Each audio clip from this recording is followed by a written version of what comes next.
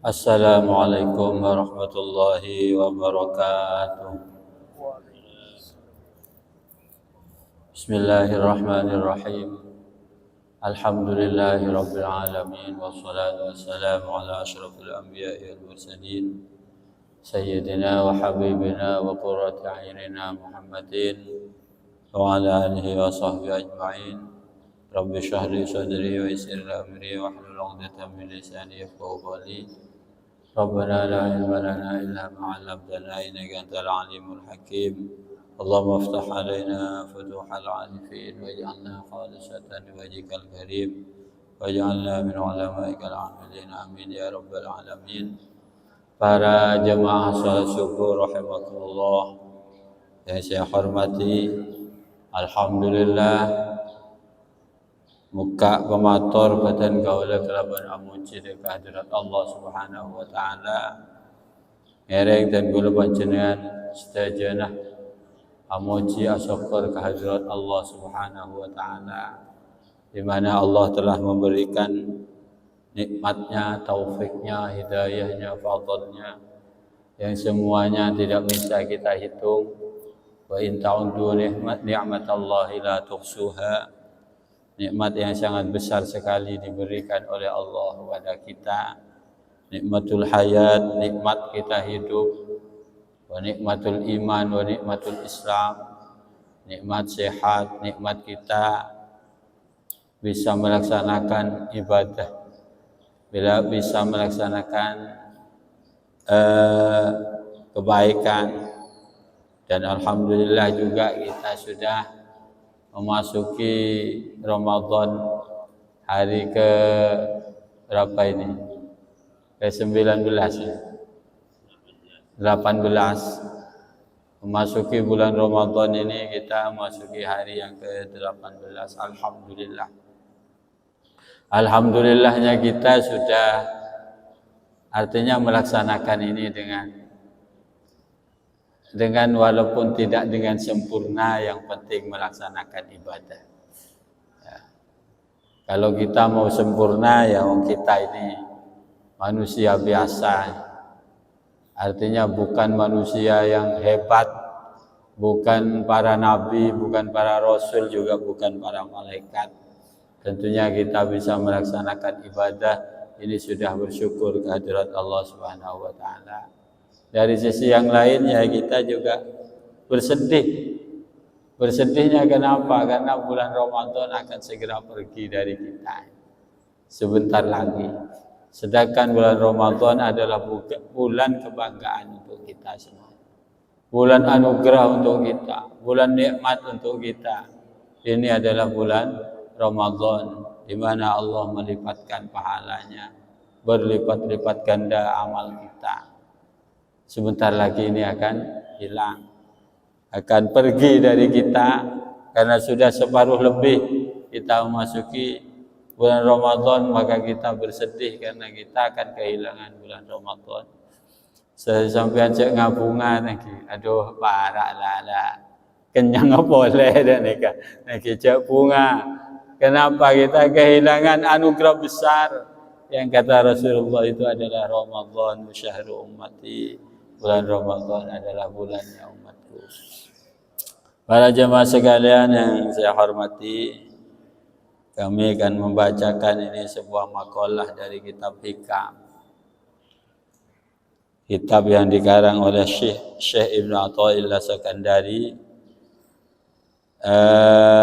Beliau adalah murid dari Abul Abbas Al-Mursi. Abul Abbas Al-Mursi merupakan murid dari Syekh Abil Hasan Asy-Syadzili. Di dalam makalah Hikam ada sebuah makalah begini. Bismillahirrahmanirrahim.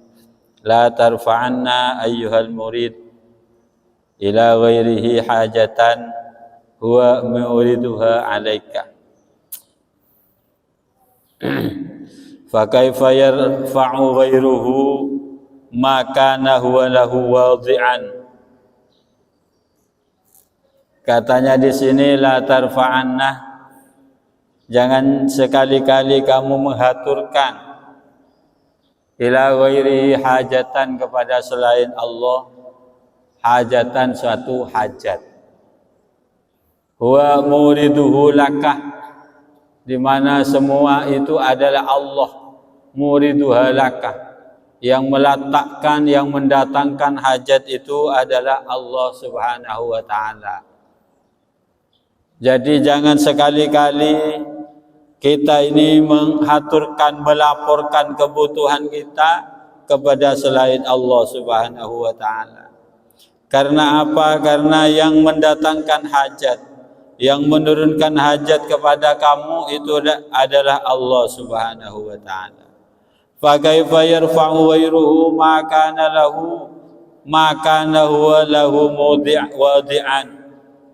Bagaimana akan bisa menghilangkan, akan bisa memenuhi kebutuhan itu, sedangkan Allah lah yang mendatangkan sesuatu itu, yang meletakkan sesuatu itu kepada kamu.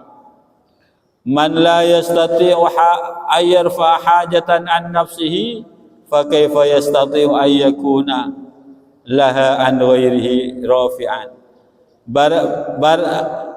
Barang siapa yang tidak mampu untuk menghilangkan kebutuhan dari dirinya, bagaimana dia bisa mampu menghilangkan kebutuhan daripada orang lain? Intinya para jemaah sekalian, jangan sekali-kali kita di saat kita mendapatkan kebutuhan, atau kita punya hajat besar, atau kita punya cobaan, ataupun punya apa yang menimpa kepada kita, janganlah sekali-kali kita itu melaporkan, mengeluh kepada orang lain. Kenapa? Karena segala hajat, segala kebutuhan atau apapun cobaan itu yang mendatangkan adalah Allah Subhanahu wa taala. Bagaimana seseorang yang tidak mampu menghilangkan, yang tidak mampu mendapatkan kebutuhannya dari dirinya sendiri, dia akan bisa mampu memenuhi kebutuhan orang lain. Jadi kalau kita ini misalnya mau berdoa, maka berdoalah hanya kepada Allah Subhanahu wa taala. Jangan kita itu minta tolong kepada orang. Jangan sekali-kali kita minta tolong kepada orang lain. Ya, karena keperluan, karena kebutuhan kita. Maksudnya minta tolong sampai ke dalam hatinya. Saya kalau tidak ditolong dia, mau ditolong siapa lagi? Ini yang tidak boleh. Kalau kita mau pinjam hutang, pinjam uang karena kita punya kebutuhan, boleh-boleh saja. Karena kita ini bersosial, ta'awanu 'alal birri wat taqwa. Itu memang kita saling tolong menolong. Tetapi di hati kita jangan sampai ada iktimat kepada orang lain. Jangan sampai ada iktimat. Kita ini merasa, kadang-kadang kita kan kepada orang itu ngomongnya begini, aduh, kalau mau tolong sampean, pakai tolong saya. Ini tidak boleh. Bahasa ini jangan pernah muncul dari diri kita. Walaupun ini hanya untuk memuji orang itu, walaupun jangan. Ya. Kalau minta tolong ke panjenengan, para panjenengan bisa nolong kula. Boleh itu. Tapi di hati ini jangan sampai ada. Kalau bukan orang ini, siapa lagi yang akan menolong saya? Lah di sini ini ada huwa muriduha laka. Ada Allah yang meletakkan kebutuhan ini kepada kamu. Allah meletakkan kebutuhan kepada kamu, maka sekaligus kamu diminta oleh Allah untuk kamu meminta kepada Allah. Jangan kamu meminta kepada orang lain. Bagaimana seseorang itu bisa memenuhi kebutuhanmu, seseorang yang dia sendiri tidak punya kemampuan untuk memenuhi kebutuhannya diri sendiri? Maksudnya bagaimana? Manusia ini loh, untuk memenuhi kebutuhannya dirinya sendiri, itu tidak ada yang mampu. Sampean parlon apa misalnya? Apakah sampean mampu memenuhi kebutuhannya sampean? Tidak. Sampean ini tak bisa, tak bisa memenuhi kebutuhannya sampean sendiri. Oh bisa Ustaz, cepon saya bisa. Misalnya orang soki, uangnya banyak, dia sakit, mampukah dia menghilangkan sakitnya dari dirinya sendiri? Dia hanya berusaha, kadang-kadang berhasil, kadang-kadang tidak. Manusia tidak punya kemampuan untuk menghilangkan penyakitnya. Manusia tidak punya kemampuan untuk memenuhi kebutuhannya. Contohnya saja, kita punya anak misalnya. Anak kita ini sudah diprogram untuk menjadi seorang dokter atau untuk menjadi seorang doktor misalnya. Kenapa kita punya program seperti itu? Karena dirasa diri kita mampu untuk menciptakan itu dengan kekayaan yang kita miliki. Terus bagaimana? Bisa tidak dia begitu memenuhi keinginannya? Maka masih di dalam hatinya masih gemetaran. Bisa tidak anak saya? Ternyata anak kita masuk SMP sudah kena narkoba. SMA semakin parah kan, kadang-kadang seperti itu. Kenapa? Karena kita memang tidak punya kemampuan. Innaka lam tajid min nafsika kullama turid. Engkau wahai manusia, anta lam tajid min nafsika kullama turid. Engkau wahai manusia tidak bisa memenuhi segala apa yang kamu inginkan. Tak punya kemampuan. Kita itu tak punya kemampuan. Kita punya uang untuk menjaga uang kita tidak hilang dari kita saja, itu kadang-kadang sulit kan. Uangnya sudah ada di saku kita tapi ternyata hilang. Ya. Kenapa? Manusia itu harus bisa berpikir bahwa dirinya tak punya kemampuan apa-apa sebenarnya. La haula wala quwata illa billah. Tidak punya kemampuan, hanya kesombongan kita kadang-kadang mengatakan, "Mohon kok bisa? Mohon kok bisa?" Itu kesombongan, itu keangkuhan dari diri kita. Kita tetap punya kemampuan kita itu ya la haula wala quwata illa billah. Bahwa diri kita tidak punya apa-apa, yang punya kemampuan hanya Allah Subhanahu wa ta'ala. Loh, ini biasakan diri kita. Saya selalu mengatakan kita punya mata saja, sampai kapan kita bisa melihat dengan sempurna? Kita punya hidung yang bernyawa, sampai kapan kita itu bisa mempertahankan nyawa kita berjalan dengan nyaman dan enak? Kita punya mulut bisa berbicara, sampai kapan? Sampai adik gigi ini kebisa pertahanan kimi kita itu. Walaupun kita soki misalnya, tang gigi bingkok tak begeger bisa. Tak bisa pakun. Wa man nu'ammirhu nunakkishu fil khalqi afala ya'qilun. Gigi kita akan jatuh satu persatu. Sampai lah tua ada sekali kita pakun ketelak ngodeng gimana gigi palsu dan oleh karena itu maka kita itu la tarfa'an. Jangan sekali-kali kita melaporkan, kita mengeluhkan kebutuhan kita, keperluan kita ila ghairihi, kepada selainnya Allah. Lalu bagaimana? Ya kita minta kepada Allah. Minta. Wang kula asroh ke ngasrohnya ada Gusti Allah Ta'ala. Ya, asrohnya ada Gusti Allah. Tapi jangan sekali-kali kita itu tidak ridho dengan takdir Allah. Tidak ridho, jangan. Kita ridho kepada Allah, tapi minta apa gitu. Enten kulit ridho dek takdir ajunan ya Allah, yang kulit terone, kalau dek neke sampean nih. Kita terus memintanya hanya kepada Allah.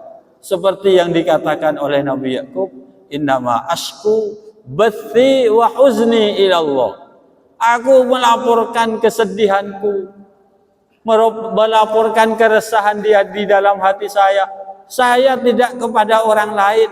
Innama ashku bathi wa huzni ila Allah, hanya kepada Allah Subhanahu wa ta'ala. Nabi Yakub ini sampai buta karena menangis, sampai tidak bisa melihat, sampai hitam-hitamnya mata ini hilang karena sering menangisnya. Kenapa menangis? Karena kehilangan anak yang dicintai. Nabi Yakub kehilangan Nabi siapa itu? Nabi Yusuf. Nabi Yakub ini kehilangan Nabi Yusuf, satu-satunya anak yang sangat dicintai oleh Nabi Yakub. Ya saking sedihnya itu sampai nangis tiap hari. Ini la ajidu riha Yusuf. Lama-lama Nabi Yakub ini berkata kepada keluarganya, kepada anak-anak, kepada cucunya, ini la ajidu riha Yusuf. Ini sudah bertahun-tahun, ya. Sudah puluhan tahun Nabi Yakub kehilangan Nabi Yusuf. Lama-lama Nabi Yakub mengatakan, saya mendengar baunya Yusuf. Maka kata keluarganya, sampean ini masih berada di dalam kesedihan yang lama. Nah ini saking lamanya kesedihannya sampai seperti itu. Tapi Nabi Yakub tak pernah mengeluh kepada orang lain, keluhannya hanya kepada Allah Subhanahu wa Ta'ala. Terus bagaimana mengatur antara menerima dan Jepon kudu nerima takdir Allah Ta'ala. Iki neremah kepada takdirnya Allah Ta'ala, tapi sampian meminta kepada Allah itu menunjukkan bahwa saya adalah hamba yang lemah. Ya Allah, Engkaulah yang maha kuasa, Engkaulah yang maha perkasa, Engkaulah yang maha mempunyai anugerah. Maka saya minta anugerahmu ya Allah, saya minta pemberianmu ya Allah, karena hanya Engkau yang bisa memberikan pemberian, hanya Engkau yang bisa menghilangkan kesedihan yang aku alami. Minta terus dari Allah Ta'ala. Bodoh ulama, bodoh orang, bodoh ulama lagi, bodoh wali. Wali lah istilahnya wali. Ada seseorang wali itu yang doanya terus meminta kepada, minta terus. Ini lama-lama malaikat ini sampai bosan. Sampai bosan. Duh pangeran, lakon orang ini mengeluh tok kesampean. Minta terus kesampean. Bisampean tak iri beri pangeran. Dia kerjanya minta, mengeluh katanya. Jadi malaikat berkata, ya Allah, coba kabulkan permintaannya orang ini. Allah Ta'ala menjawabnya tidak. Tidak. Lah kenapa ya Allah orang ini mengeluh? Karena saya senang keluhannya katanya. Ya keluhan dia ini yang menyebabkan saya menyukai dia. Kita memintanya seperti itu. Tak iri beri pangeran tapi minta terus. Kenapa? Karena kita punya keyakinan bahwa saja Allah yang bisa menghilangkan semuanya. Bi Allah Ta'ala tak beri tak pernah apa yang lo minta terus. Mintalah terus kepada Allah Subhanahu wa Ta'ala. Meminta ini adalah suatu ibadah.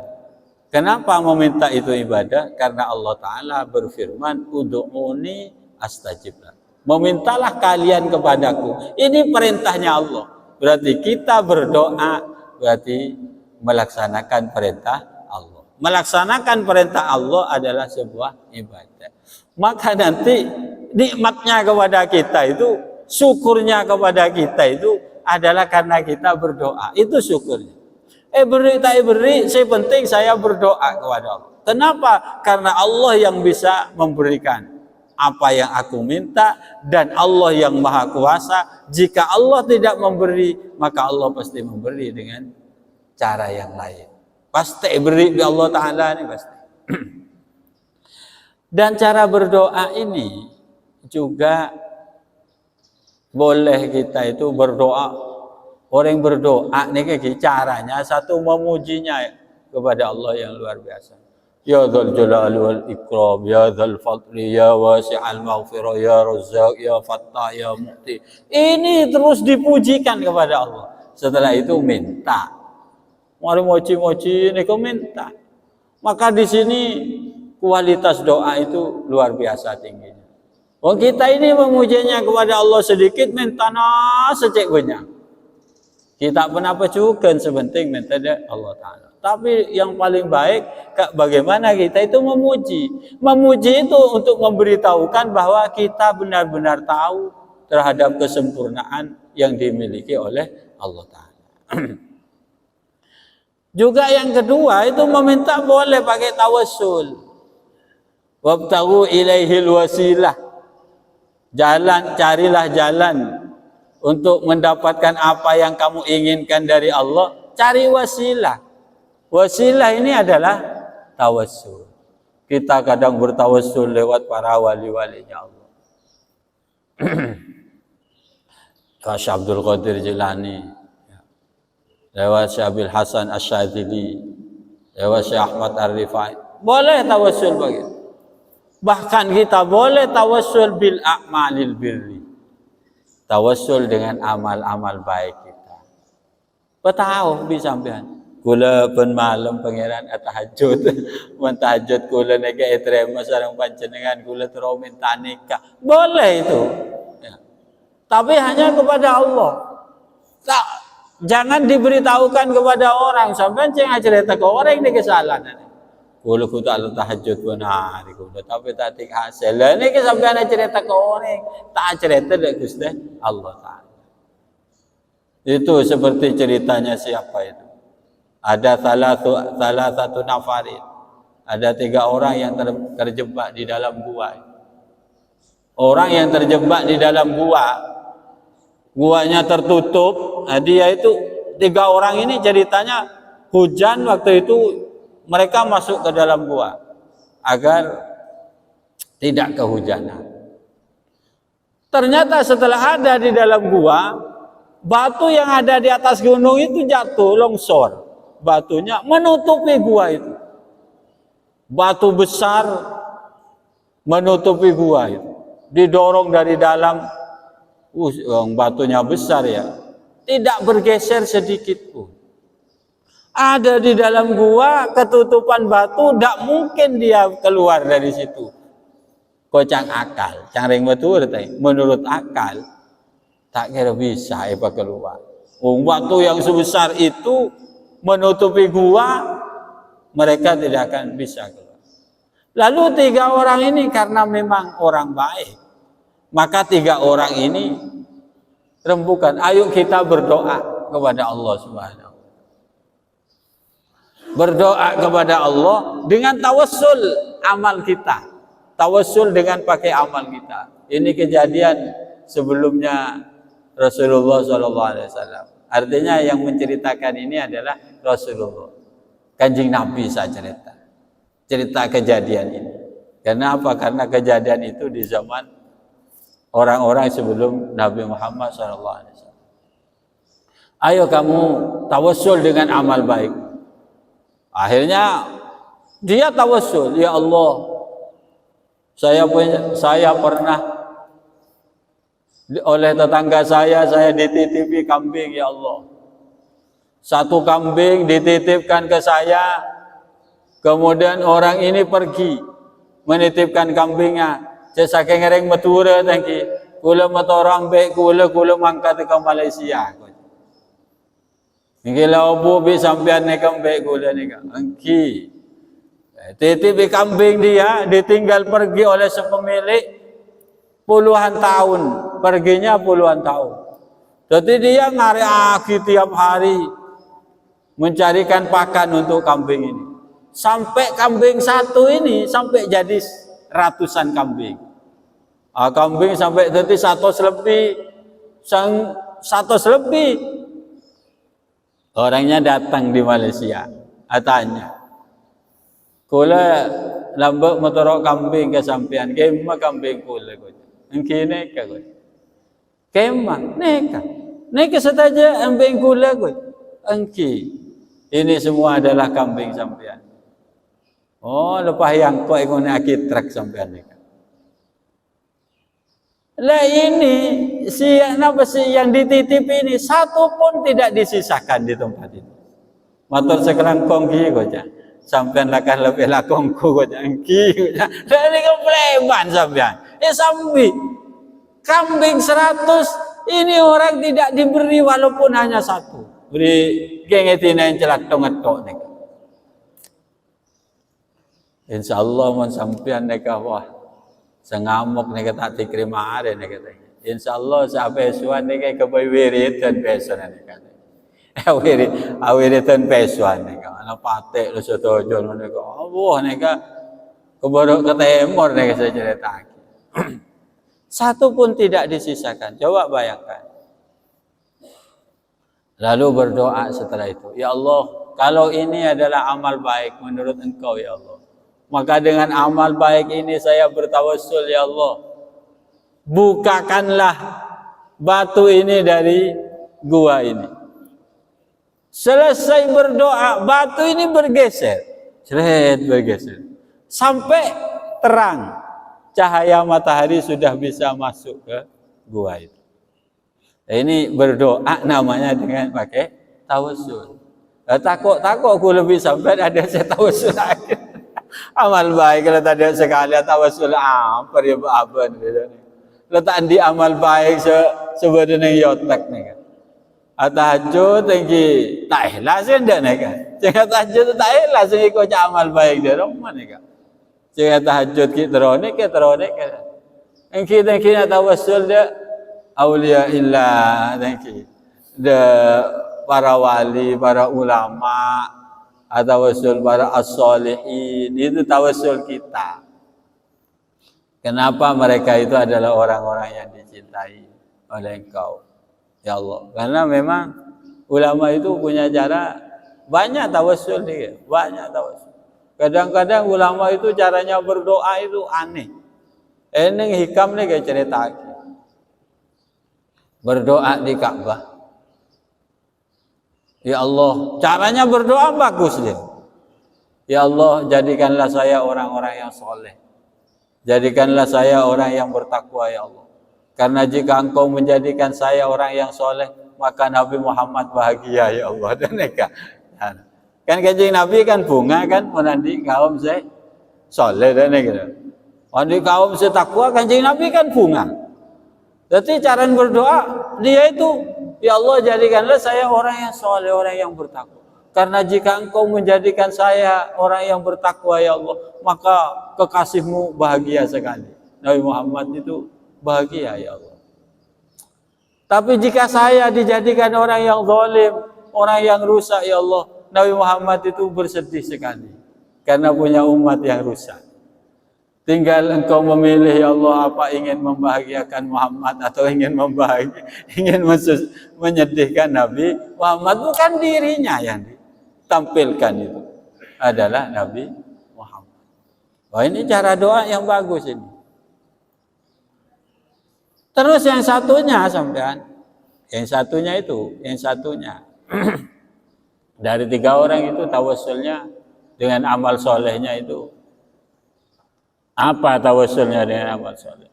Tawassulnya birrul walidainnya. Jadi satu orang ini di antara 3 orang itu adalah birrul walidain. Dia dan istrinya dan anaknya itu tidak akan makan kecuali orang tuanya yang makan terlebih dahulu. Jadi istrinya dilarang makan, anaknya dilarang makan. Dirinya juga tidak akan makan sebelum orang tuanya yang makan. Jadi setiap hari bikin makanan, maka orang tuanya dulu disuruh memilih. Ibunya suruh memilih, ibu sampean pilih makanan yang mana lu. Sudah sampean makan yang puas, yang enak. Nanti setelah sampean makan baru saya dan istri dan anak-anak saya. Ini memang rutin tiap hari. Suatu saat dia pergi,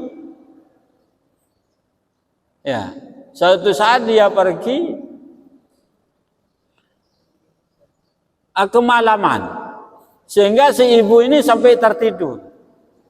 Ibunya sebelum makan tertidur. Dia datang melihat ibunya tertidur, maka keluarga di sini tidak ada yang makan sampai subuh. Sampai anaknya kelaparan, dia tidak mau ganggu ibunya yang itu. Setelah ibunya bangun, pagi-pagi ibunya terkejut. Ternyata kalian belum makan semua. Iya, menungguin ibu. Dan ini satu amal baik. Menghormati kepada orang tuanya. Sangat menghormati orang tua.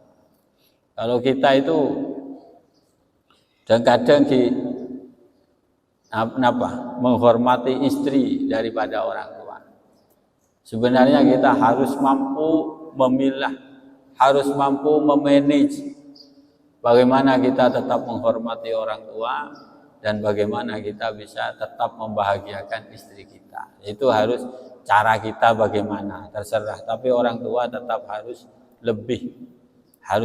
Kalau laki-laki, orang laki nega kau tuh mendahulukan orang tuanya. Kalau wanita mendahulukan suaminya. Wanita mendahulukan suami. Tapi orang laki kau tuh pintar teh. Jadi pola nasi mendahulukan suami wanita pas dek mertuanya dan badannya kelek salah juga. Karena mertua itu tetap orang tua. Sekoca orang tua itu siapa? Orang tua itu adalah satu man alamaka, orang yang mengajari kamu, guru. Yang kedua orang tua itu siapa? Man waladaka, orang yang melahirkan engkau. Artinya orang tua sendiri. Terus yang terakhir orang tua itu man walada ahlaka, orang yang melahirkan istrimu. Itu adalah semuanya orang tua. Harus kita baik kepada mereka. Nah ini orang ini berdoa, ya Allah kalau memang birrul walidain saya ini satu kebaikan menurut engkau ya Allah, maka geserkanlah batu ini dari gua ini. Loh, batu ini bergeser, tapi masih belum bisa keluar. Apa? Artinya tubuhnya masih belum mampu keluar dari batu ini. 3 orang. Maka yang ketiga itu berdoanya, yang ketiga ini orang kaya. Yang ketiga ini rentenir. Rentenir ya, kaya dia rentenir. Jadi kalau minjamkan uang itu harus ada bunganya. Dia rentenir. Satu saat yang minjam ke dia itu janda muda yang cantik sekali. Janda lagi, ratin ki ngode. Dia punya anak yang kelaparan si janda ini. Maka si ibunya minta mau pinjam uang ke orang ini. Saya mau pinjam uang, Pak. Katanya si orang kaya ini, kamu udah usah pinjam. Yang penting kamu mau tidur dengan saya, wis gratis, nanti tak kasih uang sebanyak-banyaknya, semintanya berapapun yang kamu minta. Karena memang orangnya cantik. Karena si wanita ini orang yang takut kepada Allah, dia tidak mau. Tidak, tidak jadi pinjam, saya pulang aja, katanya si wanita. Pulang. Sampai di rumah melihat anaknya menangis kelaparan. Bingung nih kan. Anak nangis kelaparan. Jadi anaknya itu menangis, mana Bu? Dapat makanan, kamu dapat uang. Enggak nak. Bingung, alahku ke orang tak bisa. Aduh, alahku dari mereka. Akhirnya balik lagi. Balik lagi ke orang ini mau pinjam uang. Lagi. Ya cuma syaratnya satu, sampai tidur saja di sini semalam dengan saya, wis nanti uangnya berapapun yang kau minta tak kasih. Dia kembali lagi karena takut kepada Allah. Mulai boleh, dapat kecompong, jeneng lagi anak nangis kelaparan. Wah bingung nih kak, boleh. Dia nak ajak kaja, kocak sebine nih kak, ajak kaja, aku karoning semalam, ajak kaja jangan sebine. Ampun lah nekat nih kak, sebine. Sampai ke orang ini, bagaimana katanya si juragan ini? Ya sudah Pak, terserah sampean. Lah ini memang benar-benar akan terjadi. Jadi si wanita itu begitu tidur, orangnya ini gemetar. Gemetar gini. Jadi sampai kadi lencak nega, sengetar orang ini. Ditanya oleh ini si juragan, kamu kenapa kok gemetar? Saya takut kepada Allah. Tapi saya melihat anak saya menangis, saya tidak kuat. Tapi saya takut kepada Allah.